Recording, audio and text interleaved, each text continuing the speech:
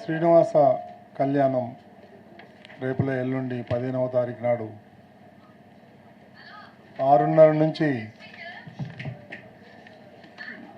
8:30 వరకు జరగబోయే ఒక మహా అద్భుతమైనటువంటి కార్యక్రమానికి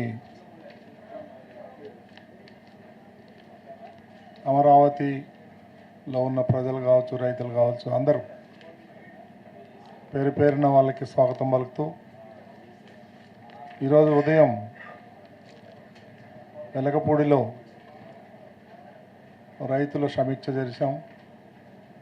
సుమారు 1000 మంది రైతులు, జేఏసీ నేతలు అందరూ కూడా హాజరయ్యారు.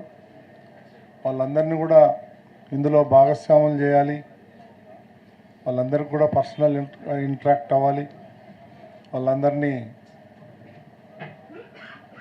ఆహ్వానించటం జరిగింది.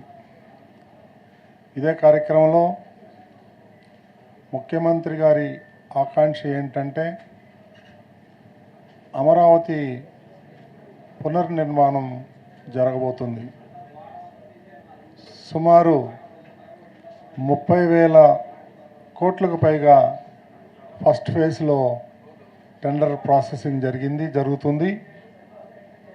ఈ నేపథ్యంలో ముఖ్యమంత్రి ఆలోచన మేరకు ఇక్కడ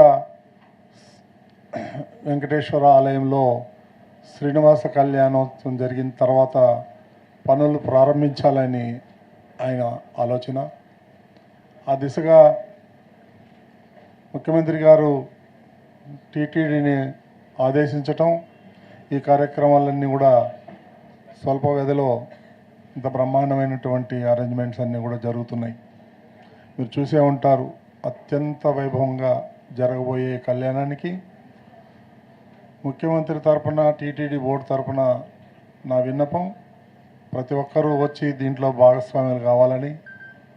వాళ్ళందరికీ కూడా బ్రహ్మాండమైన ఏర్పాట్లు కూడా జరుగుతూ ఉంది.